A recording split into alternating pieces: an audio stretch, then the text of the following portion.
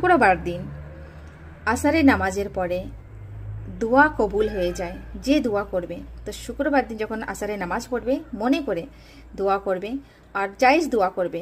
পৃথিবীর আর দুনিয়ার যে বাংলা বলতে ভীষণ কষ্ট হচ্ছে, দুনিয়ার জন্য নয়, নিজের আখিরাতের জন্য দোয়া করবে, আর সবার জন্য দোয়া করবে, চাইবো মুসলমান হোক চাইবো গ্যার মুসলমান হোক, সবার জন্য দোয়া করো, ঠিক আছে?